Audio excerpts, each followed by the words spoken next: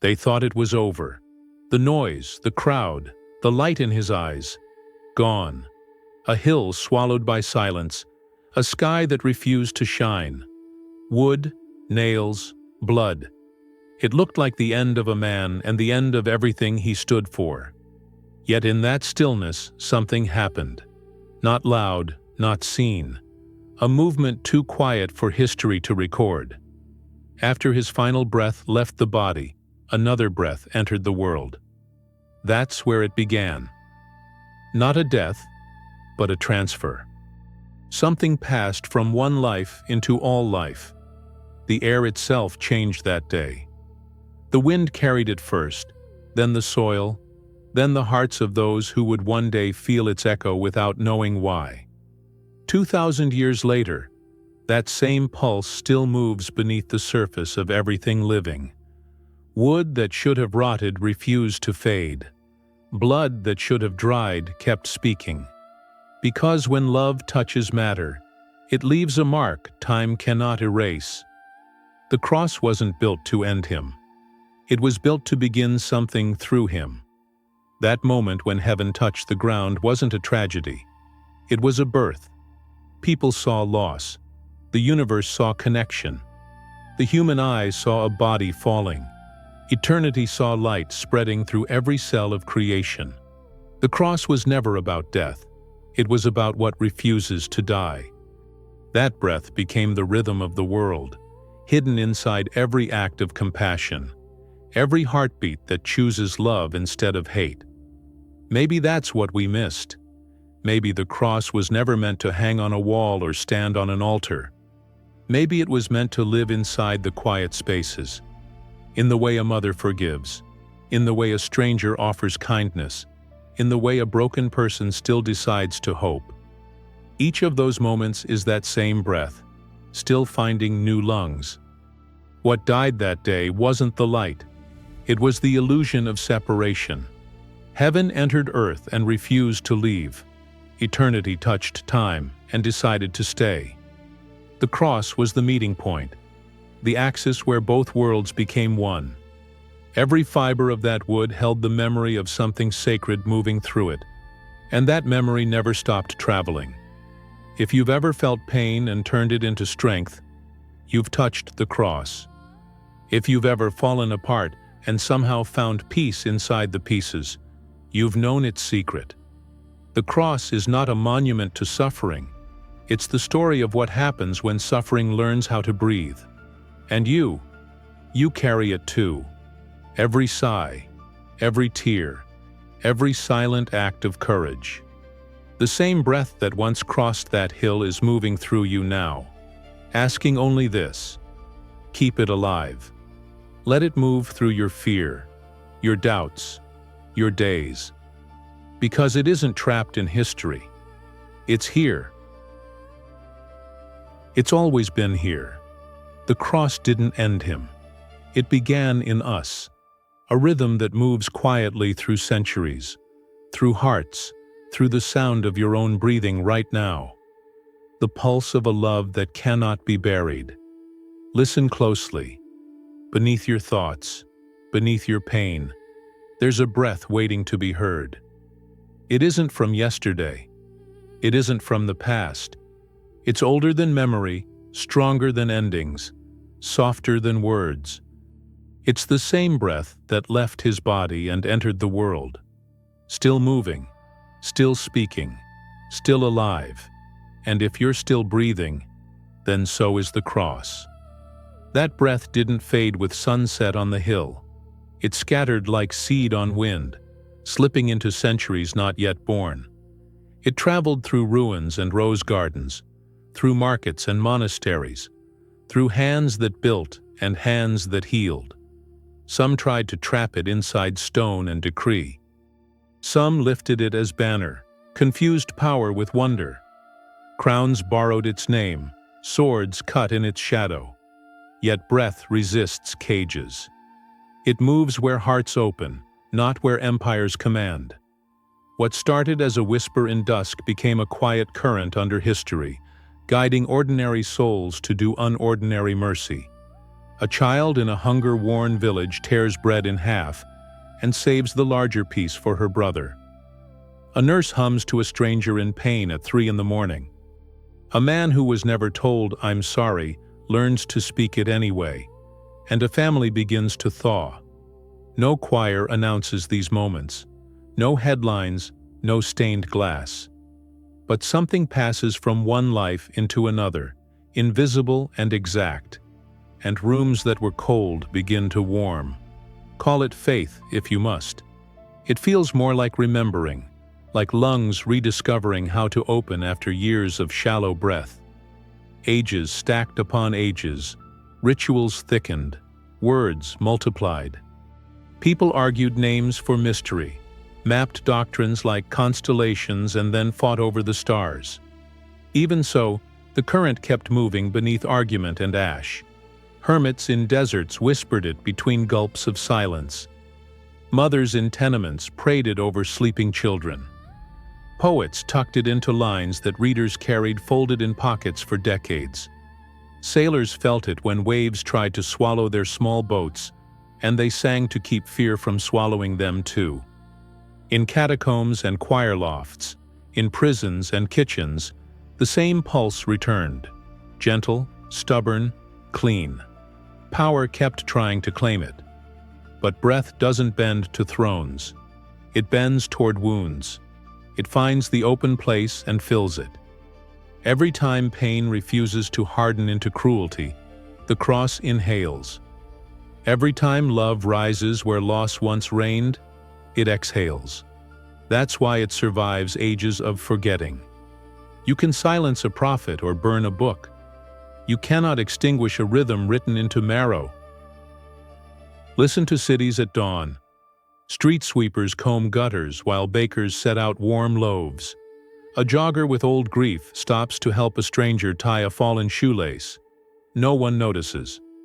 Grace rarely asks for applause. It simply moves, subverting despair with practical tenderness. In crowded trains, on night shifts, in checkout lines where patience could die and yet somehow doesn't, the current flows. It doesn't require perfect belief. It asks only for a willing body, hands to carry, eyes to see, a mouth brave enough to bless when cursing would be easier. Time after time, communities have lost their way. Holiness turned to posturing. Worship forgot mercy. Words outgrew wonder. When religion stiffened, breath slipped through cracks and took root in places unapproved. Artists painting light into neighborhoods starved of it, teachers staying late for the one student who still pretends not to care.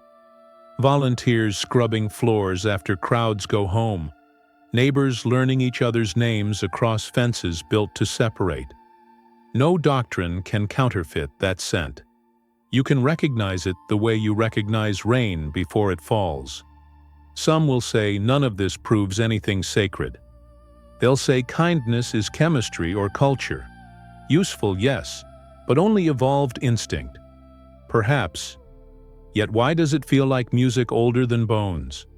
Why does your chest rise in rooms where forgiveness finally arrives? Why do tears taste different when apology lands in truth? You can call it psychology. Still, something in you whispers that you know this song, and you didn't write it. The breath that left his lungs keeps composing under your skin. History offers 1,000 failures, and still the current refuses to die.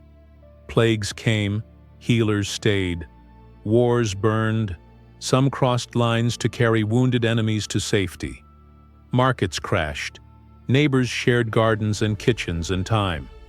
When floods rose, strangers formed human chains. After earthquakes, food lines formed before rescue trucks. Behind each act stood no holy spectacle, only ordinary people who discovered, in crisis, that they carry more room than they imagined. The cross taught them that, not as lecture, but as architecture. One beam stretching upward for meaning, one outward for belonging, both anchored in a center that must be love or nothing holds. Not all miracles wear bright colors. Some arrive as patience that refuses to snap, as craft done well when no one is watching, as truth told gently, cost included. A carpenter sanding one more edge smooth because splinters hurt hands. A singer practicing scales in an empty hall so broken souls will rest when music finally comes. A judge who remembers mercy without abandoning justice. These are quiet sacraments.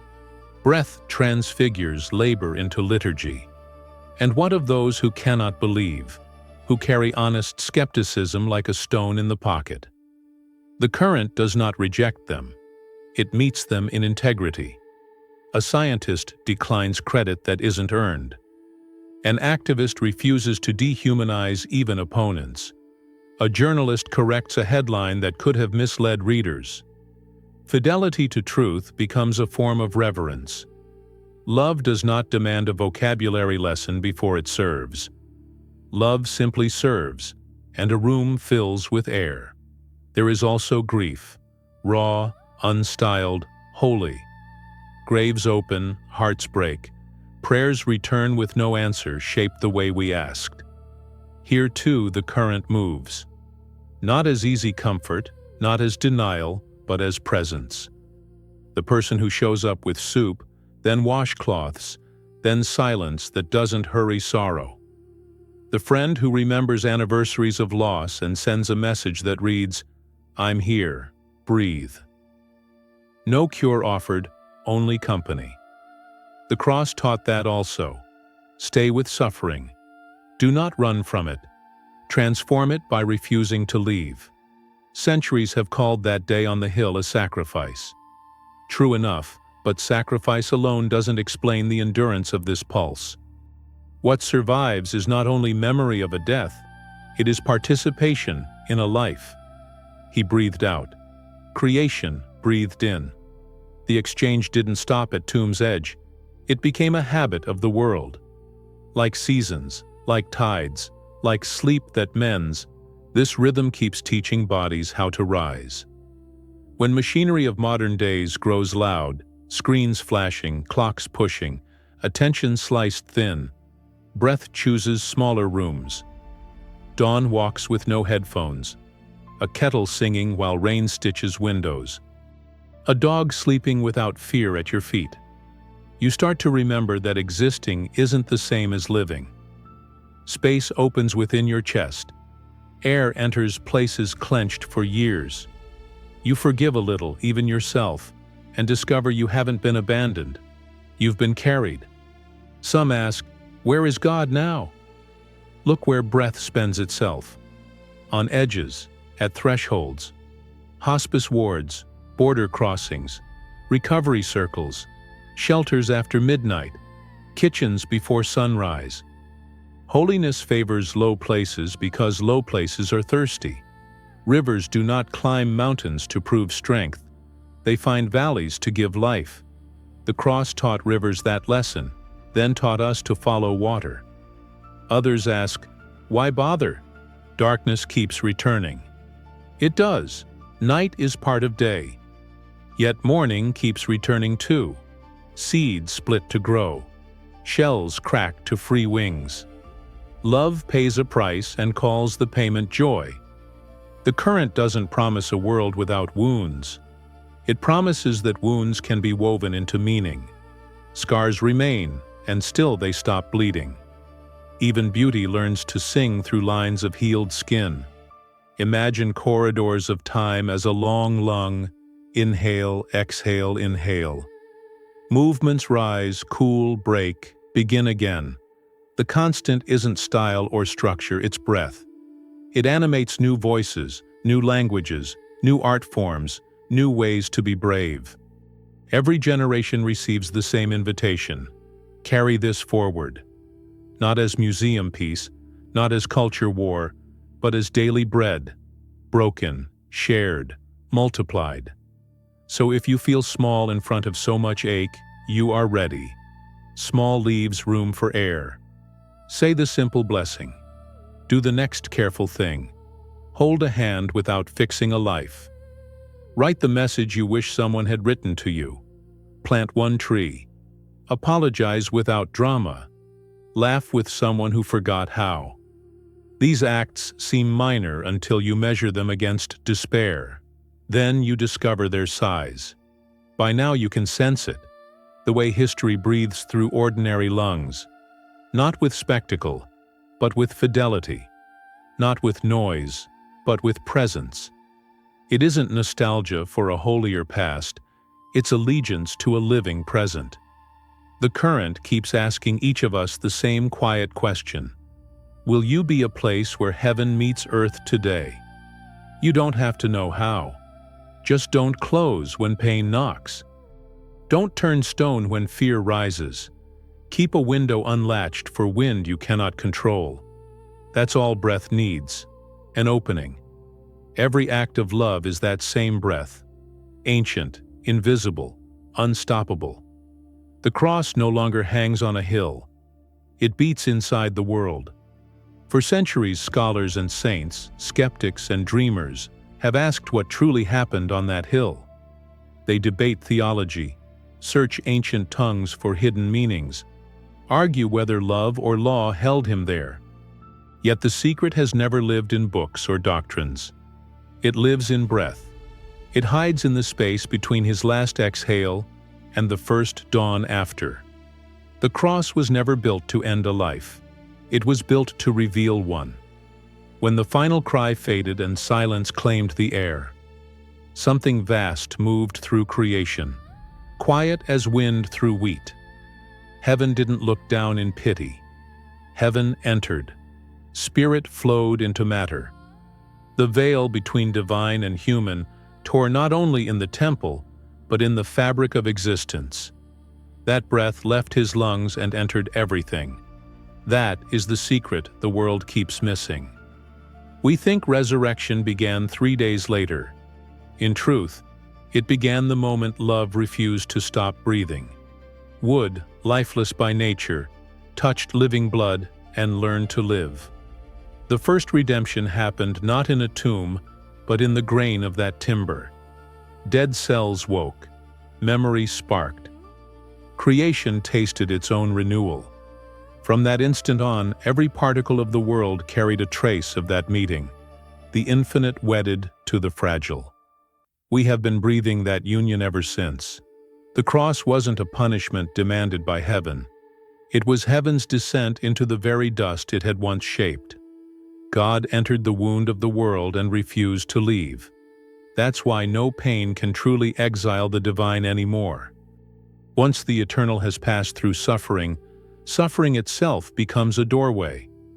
We call it mystery because language cannot bear its weight. How do you explain the moment light learned to inhabit shadow and not be destroyed?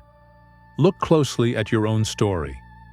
Every betrayal, every ache, every failure that forced you to shed a false skin, each is a small crucifixion, and beneath it, the same secret hums. Pain is not proof of abandonment. It's evidence that transformation is near. The cross teaches the physics of spirit. Energy never dies. It changes form.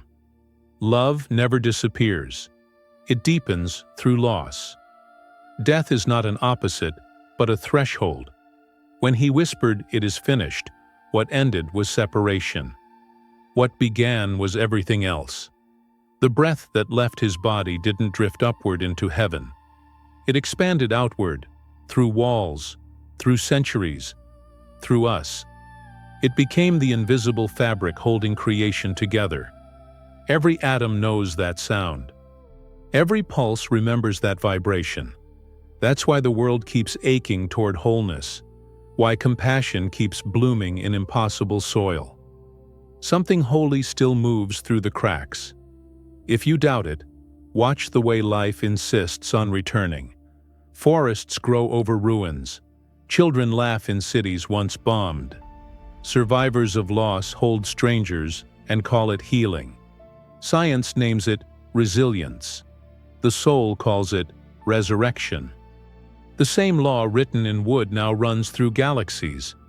What dies also opens, what breaks also releases. Love made that law with its own breath. Religion sometimes hides this secret behind ceremony, but it was never meant to be hidden. It's too wild for walls, too intimate for hierarchy. You meet it not by kneeling before marble, but by standing inside your own humanity. Each time you face your weakness and choose honesty over denial, the secret breathes. Each time you touch another's wound without judgment, it expands. You are not a spectator of that first miracle. You are its continuation. There's a reason the cross has never disappeared. Beyond symbol, beyond culture, it is geometry of existence. Two lines meeting where heaven and earth cross, where vertical longing meets horizontal love. That intersection is not history. It's anatomy. It's the heart. The breath that once entered wood now searches for the same intersection in every living being. And when it finds it, creation exhales peace. Imagine that moment again. The hills silent, the sky trembling. A soldier watching without understanding feels tears he cannot name. A mother, broken and emptied, keeps standing. Somewhere a thief whispers faith with his final breath.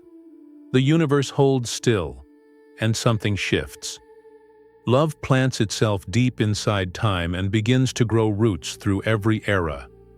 That's what truly happened.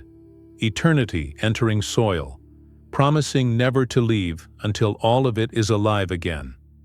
The secret was never buried because it cannot die. It has no tomb, only hosts. It moves through your bloodstream, waits behind your eyes, stirs whenever you choose compassion over fear. When you forgive, even once, the universe adjusts its rhythm to match yours. When you refuse to surrender to despair, galaxies breathe easier. The connection is that intimate. The cross taught creation how to breathe together. This is what was hidden. Not because it was meant to be secret, but because it had to be lived to be understood. No prophet could explain it. Only a life could reveal it. The cross was the first heartbeat of a new creation, and that heartbeat never stopped. It became history's metronome, the silent measure behind every act of grace. So when darkness whispers that your story is finished, remember the sound of that breath. Remember that endings are only beginnings spoken in another language. The same force that filled the wood fills you now. The pulse you feel under your skin is proof. The secret was never buried, because it's breathing through you now. Not in wood or stone, but in every soul that refuses to stop rising. Night falls again, but not the same night. The world after that hill has never truly been dark. A quiet radiance lingers in everything touched by breath. Old stone, trembling leaves. The skin of those who love without reason. The cross no longer stands as wood beneath the sky. It stands inside every life that dares to awaken. What once happened outside us is now happening within. Each generation hears the story and believes it belongs to the past. Yet every soul who breaks open and still chooses tenderness is living that story again. You have felt it, the pull between what hurts and what heals. Between despair that says end and the whisper that says begin anyway. That tension is the shape of the cross drawn in your chest. Heaven reaching down, earth reaching up, both held together by the breath that has never ceased. You don't need to travel to Jerusalem to find it. You find it when you wake at 3 a.m. and realize forgiveness has replaced anger. You find it when grief no longer strangles but softens into compassion. You find it when fear loosens its grip and you take the next step anyway. That is resurrection in slow motion, ordinary, unfilmed, divine. The holy wood has become flesh, muscle, choice, breath. We search for miracles, but miracles were never meant to be spectacle. They are recognition. They happen when you realize that even the smallest act of kindness replays the rhythm of that first breath. You forgive, and the cross exhales. You love again, and the cross takes another breath through you. The world keeps turning because the heartbeat that began there has not stopped.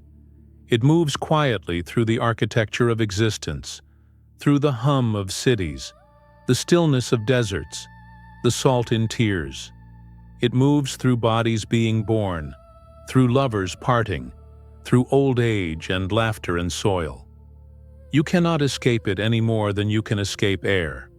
It is what you breathe when you don't know how to go on but do.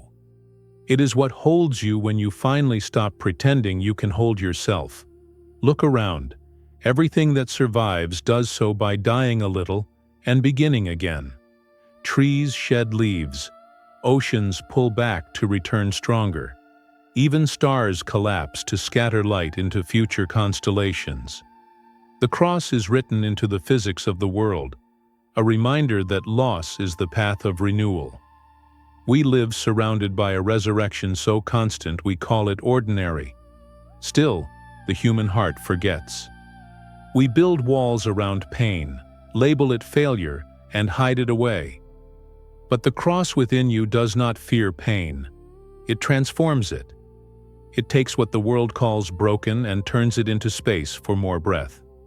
It asks only that you stop resisting the process. You don't need to be perfect. You only need to stay open. The same breath that raised him is still looking for openings.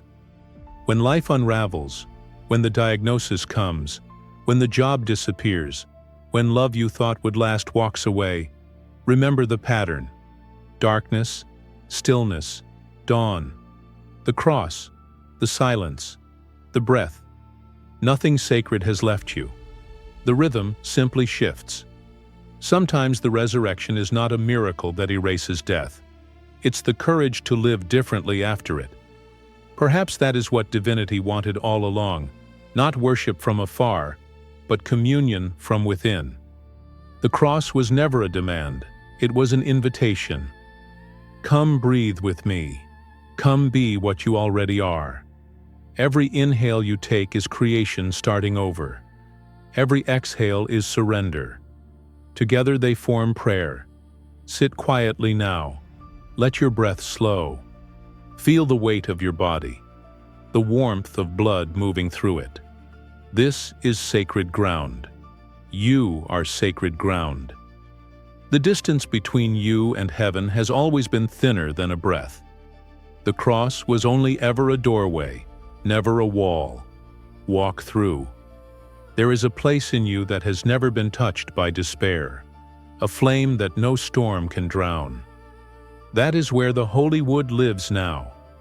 It doesn't need protection. It needs participation. Speak truth when silence would be easier. Hold someone who cannot repay you. Plant something that will outlive you. Each small act is a seed of that same breath taking root again. And when your time comes to exhale for the last time, know this: nothing ends. The breath continues. It will move into soil, into air, into new hearts not yet beating. The rhythm will keep unfolding, a love older than stars learning new forms. The cross doesn't need to survive as symbol. It survives as motion. Everything that breathes is part of it. Every pulse, every wave, every whisper of wind through branches, continuations of that first sacred inhale. The story was never about one death or one resurrection. It was about the pattern written into all things. What began in wood has become the language of life itself. The holy wood still breathes, and its breath is yours.